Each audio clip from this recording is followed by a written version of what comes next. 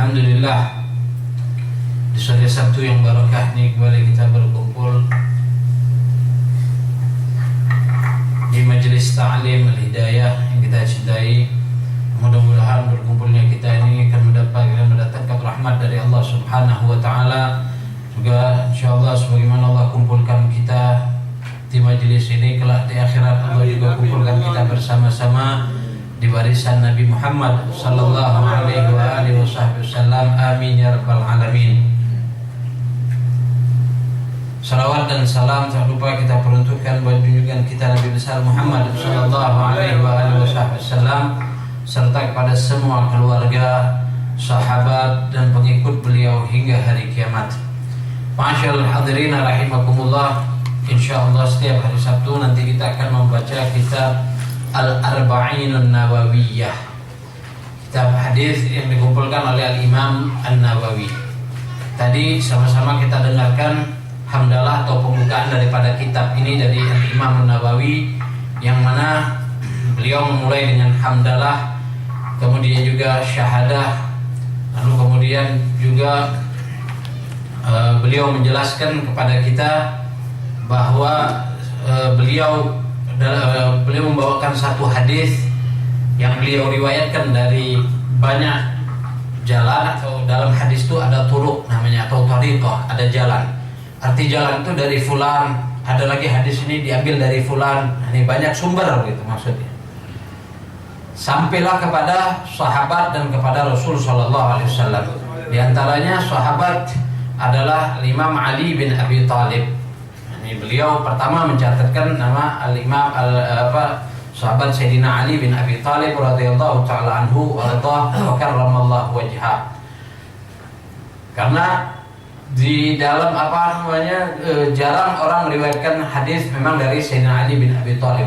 Dalam kitab Sahih Bukhari atau kitab Sahih Muslim itu sendiri tidak banyak riwayat dari Sayyidina Ali bin Abi Thalib.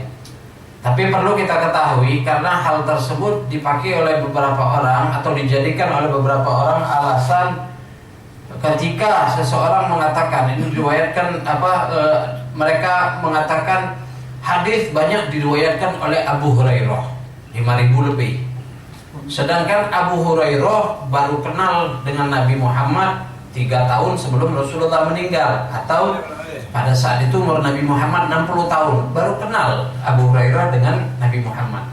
Tapi kata mereka tidak masuk akal. Kenapa 3 tahun banyak meriwayatkan hadis, sedangkan Sayyidina Ali yang kecilnya sama Nabi Muhammad SAW tidak didapati banyak periwayatan hadis. Nah, itu. Ini banyak diiskalkan, dibuat muskilah oleh orang. Padahal ya tentu dalam pemahaman kita Sayyidina Ali bin Abi Thalib lebih banyak beliau hafal hadis Nabi Muhammad ketimbang Abu Hurairah. Cuma Sayyidina Ali bin Abi Thalib pada masa setelah Rasulullah wafat, beliau membantu Sayyidina Abu Bakar memerangi para orang-orang yang murtadin, para tarikus shalah, para orang yang mani'uz zakat, orang yang tidak mengeluarkan zakat. Ini semua diperangi sama Sayyidina Abu Bakar. Nah, Sayyidina Ali ikut membantu di dalam pemerintahan Sayyidina Abu Bakar.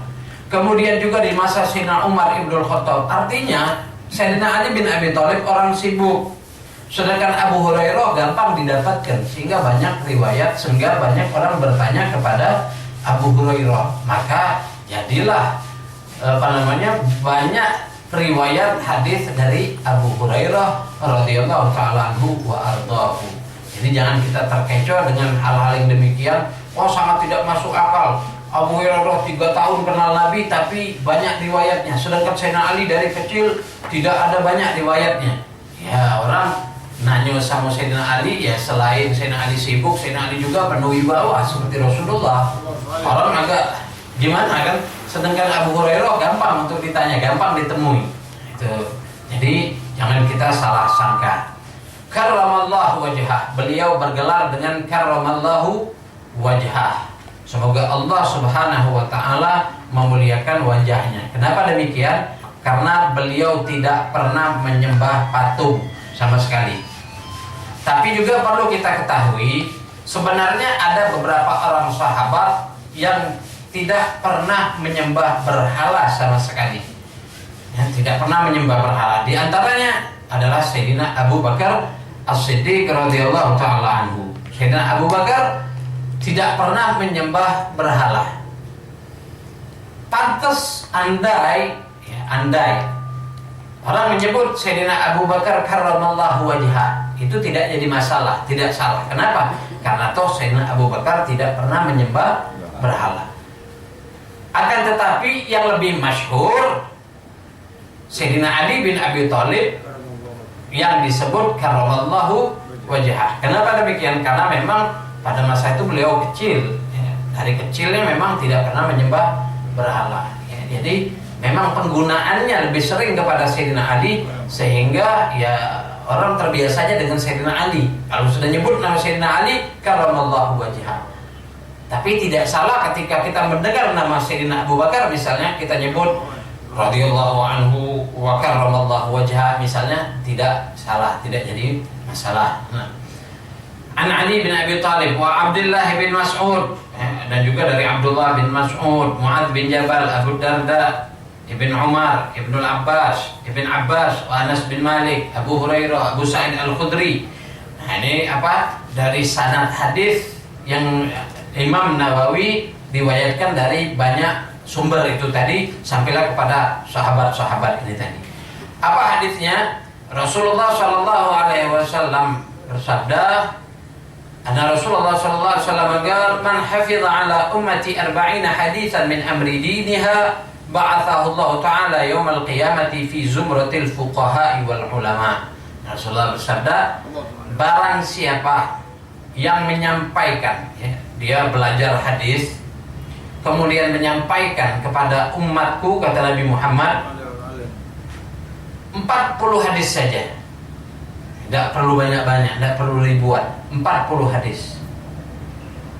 Apa yang akan tentang perkara agamanya, 40 hadis tentang perkara agama. Apa yang dia akan dapatkan?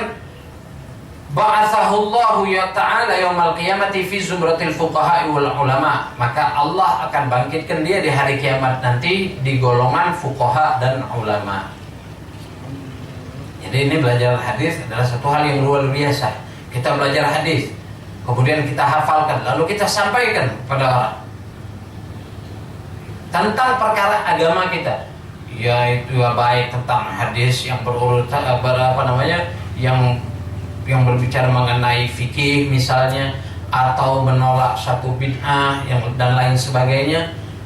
Maka ketika kita hafal 40 hadis lalu kita amalkan, kita sampaikan, Allah akan bangkitkan kita di hari kiamat di golongan para fuqaha dan para ulama.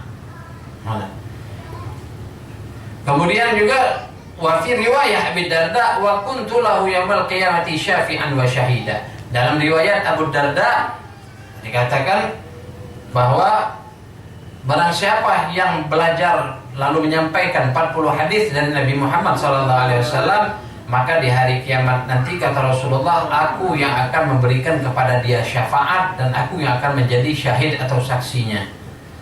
Rasulullah beri syafaat 40 hadis, tidak banyak-banyak. Makanya kita yang misalnya ngasuh telat, ya coba-coba menghafalkan. Kemudian cucu kita atau anak kita suruh mereka menghafal hadis. Apa salahnya beli papan tulis di rumah yang kecil gitu, tulis satu hari satu hadis, suruh anak kita menghafal, nyetor dengan kita, sehari siko, boleh dapat 40 hari sudah 40 hadis. Itu minimal. Kalau orang-orang dulu gitu, dengar kisah, dengar cerita Habib Abdullah bin Faqih Malang, itu beliau disuruh abahnya ngelapar 1000 hadis pada saat kecil. Sudah hafal, nyetor sama abahnya bilang itu semua hadis dhaif. Sekarang anak kasih inti hadis yang sahih 1000 hadis. Ngapal lagi 1000 hadis yang sahih. Dari kecilnya ngapalnya hadis.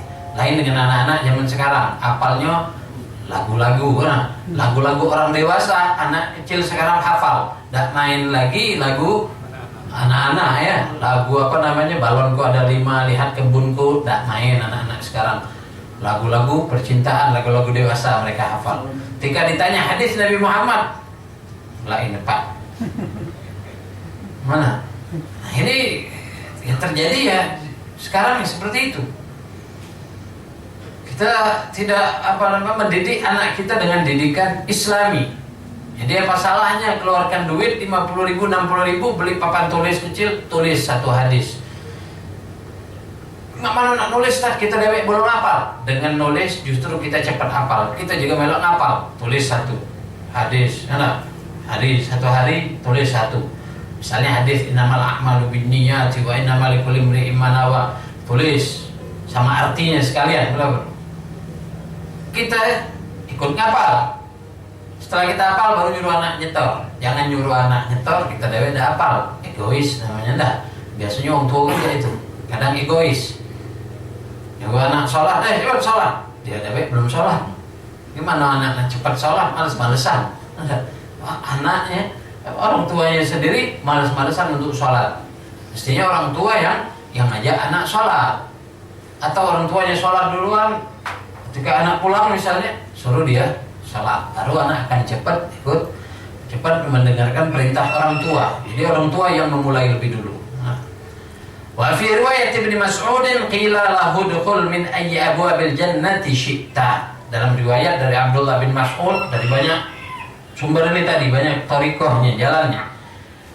Sampai kepada Abdullah bin Mas'ud, barang siapa yang belajar hadis lalu menyampaikan kepada umatku 40 hadis mengenai agamanya, maka di hari kiamat nanti akan dikatakan kepada orang tersebut, masuklah engkau ke dalam surga dari pintu manapun yang engkau sukai.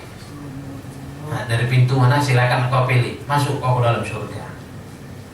Ini luar biasa orang yang hafal hadis Nabi Muhammad SAW. Bahkan orang yang ahlul hadis, orang yang banyak hafal hadis, Allah Subhanahu wa taala tampakkan nadrahullah dalam sebuah hadis. Rasulullah mengatakan, barang siapa banyak hafal hadisnya, hadis Nabi Muhammad, maka wajahnya akan bercahaya. Makanya ulama-ulama hadis semua wajah mereka itu enak kalau kita memandangnya. Contohnya Sayyid Muhammad bin Alwi Al-Maliki.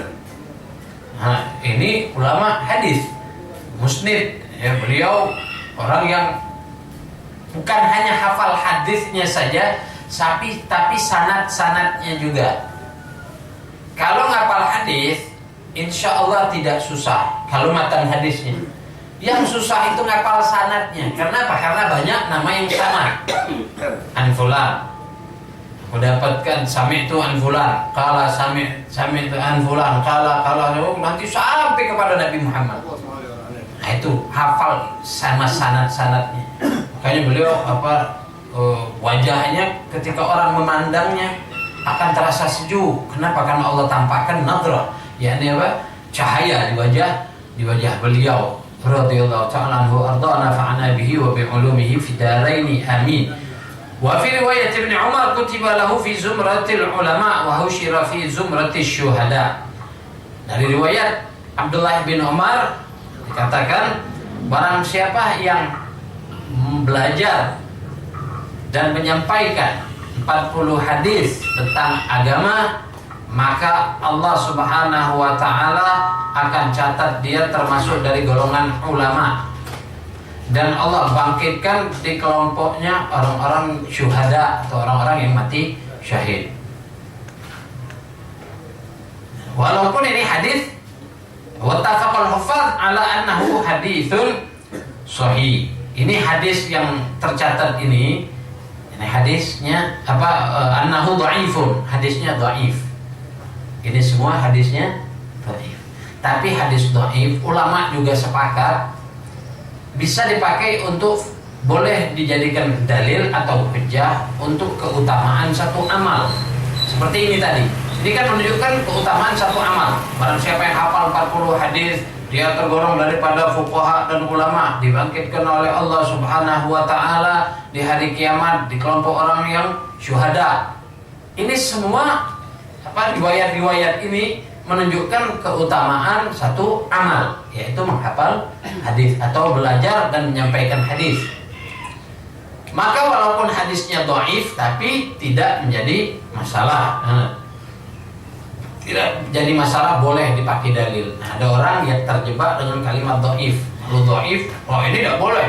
Di hadis dhaif tidak boleh. Itu kalau dalam jadi dalil ilmu syariat atau tauhid. Dalil untuk tauhid. Ini hadisnya, ini dalilnya. Hadisnya dhaif, tidak bisa dipakai. Tapi kalau untuk fadilah suatu amal, maka boleh menjadi hujjah, ya, bisa dijadikan hujjah.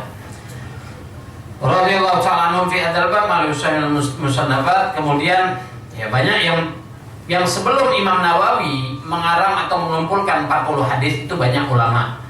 Di antaranya Abdullah bin Mubarak, Muhammad bin Aslam At-Tusi, Al-Alim Ar-Rabbani, thumma Al-Hasan ibn Sufyan An-Nasawi atau An-Nasai, kemudian Abu Bakar Al-Ajuri, Abu Bakar Al-Juri, yakni Abu Bakar Muhammad ibnu Ibrahim Al-Asfihani, Daruqutni, Imam Hakim, Abu Nu'aim Abu Abdurrahman Sulami, dan lain-lain. Banyak ulama yang sudah terlebih dahulu mengarang 40 hadis atau mengumpulkan 40 hadis dalam kitabnya mereka. Namun kata Al-Imam Nawawi, mengambil barokah atau meniru dari apa yang telah mereka lakukan, maka Imam Nawawi melihat bahwa ada hadis-hadis yang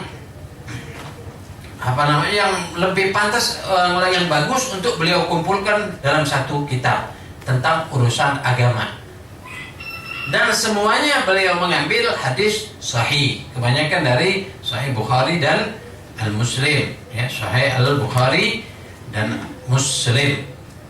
Ini beliau mengambil dari hadis ini, kemudian beliau taruh di kitab ini, yang insya Allah ini kitab penuh barokah, karena orang-orang terdahulu kita banyak, mereka sebelum belajar kitab-kitab hadis yang besar, mereka menghafal dulu kitab Sahih Al-Arba'inun Nawawiyah. Jadi insya Allah kita akan belajar ini dan berusaha untuk menghafalkannya, nyetornya pada diri masing-masing. Ada, insya Allah jangan cuma hadir, tapi kita berusaha untuk menghafal 40 dalam kitab Al-Arba'inun Nawawi. Hadis yang pertama, An Amiril Mu'minin Abi Hafsin Umar bin Al-Khattab radhiyallahu ta'ala anhu. Hadis yang pertama diriwayatkan dari Amiril Mu'minin Umar bin Al-Khattab, Abi Hafsin Umar bin Al-Khattab. Amirul Mu'minin ini adalah yang pertama bergelar dengan Amirul Mu'minin adalah Sayyidina Umar bin Al-Khattab. Sebelumnya di masa Sayyidina Abu Bakar disebut Khalifatul Rasulillah, khalifah. Disebut khalifah. Dalam riwayat dikatakan pernah Sayyidina Umar ibn Al-Khattab, beliau pernah berceramah di depan orang, di depan para sahabat-sahabat. Beliau menyatakan, ayyuhan nas, antumul mu'minun wa ana amirukum. Wahai manusia, antumul mu'minun, kalian itu orang mukmin dan aku adalah pemimpin kalian. Nah, maka sejak dari itulah beliau disebut Amirul Mu'minin, pemimpinnya orang-orang mukmin. Sebelumnya juga pada awal-awal Sayyidina Umar, beliau masih disebut dengan khalifah atau Khalifatu Rasulullah sallallahu alaihi wasallam. Beliau juga diberi gelar kunyah Abi Hafsin. Arti Abi Hafs bukan kalau ayah, arti Hafs itu singa. Nama lain dari singa. Nama singa ini banyak bahasa Arab. Ada Asad, ada Hamzah, ada Hafs, Hafsun, Hafs. Makanya nama Hamzah itu kadang-kadang agak garang dikit, kenapa? Singa namanya. Hafs singa juga artinya. Maka Sayyidina Umar digelar Abu Hafs. Beliau syiddah, orangnya kalau bahasa kita tadi sangar, tapi tegas dalam hal kebaikan. Beliau paling tegas, beliau luar biasa, dan diberi gelar juga Al-Faruq karena beliau Orang yang membedakan antara hak dan batil. Saking luar biasanya beliau menegakkan agama ini dan benar-benar menegakkan mana yang hak dan menentang yang batil. Pernah ada seorang pemuda di masa beliau, yashrabul khamar, dia minum khamar. Ketika dia minum khamar, lagi berjalan, dia melihat si pemuda ini melihat ada Sayyidina Umar bin Khattab. Langsung dia ketakutan. Dia sembunyikan khamarnya dalam jubahnya sambil berkata, ya Allah, andai khamar ini berubah jadi cuka, aku tobat dan mau minum lagi. Kenapa? Saking takutnya dengan ketegasan Sayyidina Umar bin Khattab. Lalu melihat tingkah laku gerak-gerik mencurigakan, Sayyidina Umar mendekati pemuda tersebut. Dekati, apa yang kau sembunyikan di bajumu, wahai pemuda? Hadza khallu ya Amirul Mukminin. Ini cuka, wahai Amirul Mukminin. Buka, kata Sayyidina Umar. Tunjukkan kepadaku. Akhirnya dia keluarkan, dia tunjukkan, berubah jadi cuka itu khamarnya. Karena khamar bisa jadi cuka. Malah khamar memang melalui proses fermentasi bisa jadi cuka. Misalnya anggur kita peras. Anggur kita peras 40 hari atau beberapa waktu nanti jadi khamar deh. Lebih lama lagi kita simpan akan jadi cuka dengan sendirinya. Jadi melalui proses khamar dulu, kemudian nanti jadi cuka. Makanya pemuda ini ngomong sesuatu yang mungkin deh. Ya Allah, kalau dia ngomong andai ini khamar misalnya jadi batu, ini susah dia ngomong gitu. Dari khamar susah jadi batu. Ya Allah, ada yang ingin khamar jadi cuka, aku tobat. Akhirnya ketika dia keluarkan khamar tadi telah berubah jadi cuka. Saking takutnya pemuda ini, tapi dikabulkan oleh Allah. Lalu habis itu dia benar-benar tobat, tidak minum khamar lagi. Itu Sayyidina Umar Ibnul Khattab radhiyallahu ta'ala anhu wa ardhah. Orang yang tegas. Setan, jin takut dengan Sayyidina Umar. Dan melalui pengakuan dari Rasulullah. Masalah Umar fajjan illa wa syaitan yasluku min fajjin akhar, kama qala Nabi sallallahu alaihi wasallam. Ini Sayyidina Umar, kata Rasulullah, ini Umar tidak ada berjalan di satu jalan kecuali setan akan ngambil jalan lain. Nah, kalau setan kalau nak masuk lubung kita ini, tangga batu ini misalnya, ketika Sayyidina Umar masuk, setan yang ada tangga batu belagi dulu. Sudah belagi dulu. Baik setan, jin. Setan yang kejingoan dan yang tidak kejingoan. Orang ngadep Sayyidina Umar itu meter, orang yang sangat luar biasa. Awal kan pernah juga anak ceritakan ketika Mesir sudah dikuasai, orang ngadu pada Sayyidina Umar yang di Mesir. Ya Amirul Mukminin, itu di Mesir Sungai Nil terus banjir. Kalau seandainya dilemparkan jin, dilemparkan perempuan ke dalam Sungai Nil itu, baru dia tidak membanjiri lagi. Aduh, ini jinnya doyan cewek, jinnya lah. Ya kan, ditulis surat sama Sayyidina Umar lalu disampaikan ke dalam Sungai Nil. Sampai sekarang tidak pernah macam-macam lagi Sungai Nil. Tidak ada tumbal-tumbalan lagi. Itu saking luar biasanya Sayyidina Umar Ibnul Khattab radhiyallahu ta'ala anhu. Pernah juga ada orang Yahudi ngadu kepada Sayyidina Umar.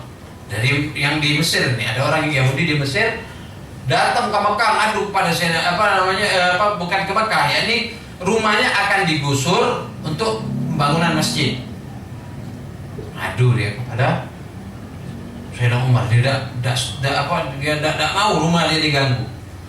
Akhirnya Sayyidina Umar ngambil tulang, digaris dengan pedang dari tulangnya.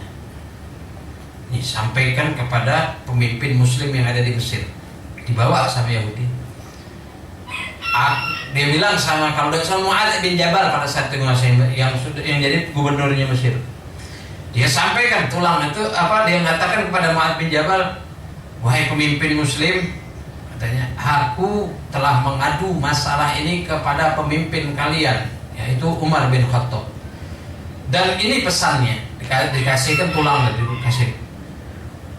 Mu'adz bin Jabal memaknainya luruskan masalah ini, kalau tidak lehermu yang aku luruskan. Akhirnya tidak jadi digusur rumah Yahudi. Si Yahudi bingung lagi. Tadinya kalian berkeras untuk menggusur rumahku, sekarang kenapa tidak menggusur? Karena Amirul Mukminin minta kami untuk meluruskan masalah ini. Ya sudah, rumahmu tidak jadi digusur. Dengan hal yang seperti itu, akhirnya si Yahudi ini mengucap 2 kalimat syahadat.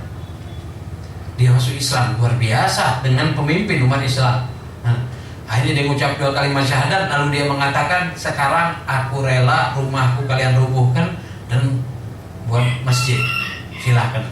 Nah itu luar biasa dari kepemimpinan Sayyidina Umar ibnul Khattab radhiyallahu anhu. Dan juga di di masa pemimpinan Sayyidina Umar ibnul Khattab, di pasar-pasar itu beliau selalu mengontrol. Di mana orang yang curang di pasar, beliau marah beliau. Orang yang bohong dalam timbangan, marah beliau. Beliau mengatakan, malam yatafaqah fi dinina la yabi' fi suqina. Orang yang tidak mengerti masalah agama tentang hukum jual beli tidak boleh berdagang di pasar kita. Artinya di masa Sayyidina Umar bin Khattab, kalau mau menjadi pedagang harus ngerti hukum masalah bai' wa syira, jual beli. Ngerti dulu hukum muamalah, baru boleh berdagang. Kalau nggak ngerti, nggak usah berdagang, tidak boleh berdagang. Syuk zaman dulu, sekarang yang penting modal, tidak kendak lah sana. Malah, makanya terjadi hal-hal yang subhanallah, banyak hal-hal curang. Tidak adanya rukun jual beli di dalam perdagangannya. Kemudian terjadinya nanti 2 harga dalam satu transaksi misalnya. Kalau kontan 10.000, kalau kau kredit 20.000. Nah, lain cerita sudah. Nah, ini banyak hal-hal yang demikian. Kenapa? Karena tidak memahami dulu. Makanya ketika kita akan melakukan segala sesuatu dan berurusan dengan agama yang ada kaitannya dengan agama, pelajari dulu hukumnya baru kita melakukan. Seperti sekarang lagi musim haji, banyak orang pergi haji repot manasik, repot manasik, nenggal ceramah di masjid ini. Dipelajari rukun haji ada berapa, yang wajib haji ada berapa, yang makruh apa, yang sunnah apa, dipelajari apa doa-doanya. Dihafalkan, dipelajari. Yang penting nyetor, penting pergi haji. Belum pergi haji lewat selamatan, akhirnya tidak jadi, kepo. Nah, ini semua adalah adat yang ya ada bagusnya, tapi ada dampak negatifnya juga. Kalau dibikin selamatan besar-besaran, bikin selamat, panggil sekampung angkat, dipanggil. Pas berangkat tidak jadi. Makanya kadang terduduk, stres. Ada yang jantungan, ada yang mati sebelah badan karena menanggung malu tadi. Makanya pelajari dulu, baik dari hukum zahir dan hukum batin dalam haji.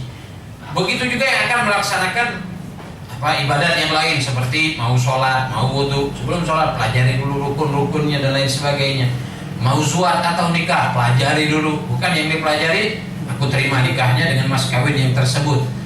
Atau dalam bahasa Arabnya qabiltu tazwijaha wa nikaha bil mahril madhkur. Ini yang dihafal loh, dihafal. Wallah anak-anak Abdul 3 tahun sudah hafal qabiltu tazwijaha. Tapi hukum-hukumnya yang dipelajari. Apa rukun kawin? Apa syaratnya jadi wali? Kita nak jadi wali, belajar dulu apa syaratnya jadi wali. Ini yang dipelajari cuman bismillah, alhamdulillah, salatu wassalam ala rasulillah. Itulah yang dibaca. Apa sih syarat jadi wali? Kita yang hadir nih kakek sebagai saksi. Apa sih syaratnya menjadi saksi? Ini mesti kita pelajari semua hukum-hukumnya lah sebelum kita melakukannya. Nah itu.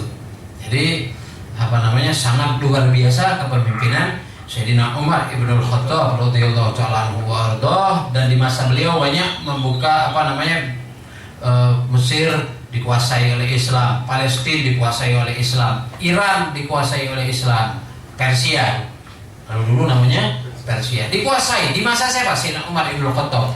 Makanya mereka Sayyidina Umar ibnul Khattab, sehingga saking dendamnya mereka yang namanya Abu Lu'lu'ah itu yang membunuh Sayyidina Umar. Sayyidina Umar lagi sholat ditusuk dari belakang, ditusuk Sayyidina Umar, masuk itu ditujak, tapi akhirnya beliau sakit dan meninggal.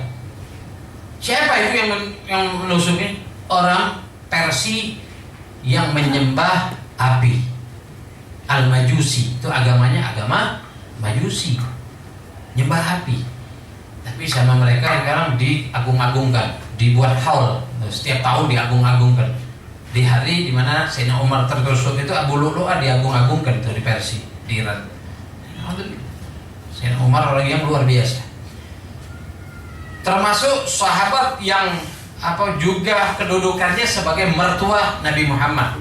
Karena Rasulullah menikah dengan anak beliau Hafsah, anaknya Sayyidina Umar ibn Khattab, mertua Rasulullah. Orang yang pokoknya luar biasa lah, dalam sejarah yang sangat luar biasa. Ya walau awal ini kadang-kadang digunakan oleh orang Syiah terutama. Siapa itu Umar ibn Khattab? Mereka tidak mau manggil Sayyidina Umar. Dulunya penyembah berhala. Ya, di masa itu orang menyembah berhala, ya orang tidak ada nabi yang mengingatkan mereka. Baru ketika ada nabi dan akhirnya Sayyidina Umar sadar, beliau masuk Islam. Beliau menyusul ketertinggalannya dari sahabat yang lain, Sayyidina Abu Bakar dan yang lain-lainnya. Itu beliau yang pertama kali dakwah secara terang-terangan, hijrah secara terang-terangan. Bahkan ketika hijrah beliau mengatakan, barang siapa yang anaknya pengen jadi yatim, istrinya jadi janda, silakan halangi jalanku ini. Dia nyarankan sama Rasulullah, ya Rasulullah, kita hijrah terang-terangan. Itu luar biasa, yang sangat diharapkan keislamannya oleh Rasulullah. Rasulullah pernah berdoa, Allahumma a'izzil Islam bi Umarain. Akhirnya beliau masuk Islam tahun ke-6 setelah kenabian. Jadi umur Nabi 46 tahun, beliau masuk Islam. Setelah melalui tahap beliau melihat dulu segala macam. Tuh beliau datang ke rumah menemui Rasulullah sallallahu alaihi wasallam. Sahabat yang lain takut sudah. Ini Sayyidina Umar yang datang, tapi Sayyidina Hamzah mengatakan, tidak apa-apa, bukakan pintu. Kalau dia macam-macam, aku yang akan menghadapi. Tapi akhirnya ketika dibukakan, Sayyidina Umar ikut. Sayyidina Umar mengucapkan 2 kalimat syahadat. Beliaulah yang mendapat doa dari Nabi Muhammad. Nabi berdoa antara 2, antara Umar ibn Khattab atau Amr bin Hisham. Kalau Umar ibn Khattab karena ketegasan keberaniannya. Kalau Amr bin Hisham, Abu Jahal. Itu namanya Amr bin Hisham. Karena apa? Karena dia ini pemimpin Quraisy, pembesar Quraisy. Kalau dia masuk Islam, yang lain melo. Tapi yang terkena doa dari Nabi siapa? Sayyidina Umar ibn Khattab. Pada saat itu Abu Jahal, kata ulama, diriwayatkan tangannya sedang begini. Lagi duduk begini nyantai. Tangannya begini. Makanya tangan yang dilipat seperti ini menolak doa. Kadang-kadang kita duduk iseng, tangan begini. Kalau ingat langsung kita lepaskan. Nah, jangan tangan tuh begini. Ini doanya orang Nasoro. Kalau orang Nasoro kan begini berdoa. Berdoa lagi bahil, Anda minta. Nah, mestinya begini berdoa. Begini. Nah, ini jangan kita berdoa seperti itu. Ya, atau duduk seperti itu, jangan. Itu kata ulama menolak doa. Itu mengenai sekelumit tentang Sayyidina Umar ibn Khattab radhiyallahu taala anhu. Qal sami'tu Rasulullah sallallahu alaihi wasallam yaqul. Dia mengatakan, aku mendengar Rasulullah sallallahu alaihi wasallam bersabda, innamal a'malu binniyati wa innamal likulli imri'in ma nawa. Sesungguhnya sah satu amal itu adalah dengan niat. Jadi fala yasihul amal biduni niyyah. Tidak sah satu amal perbuatan kita dengan tanpa niat. Wa innamal likulli imri'in ma nawa. Dan seorang akan mendapatkan ganjaran dari Allah dari apa yang dia niatkan. Semakin banyak niatnya, semakin banyak pahalanya. Apapun yang kita lakukan.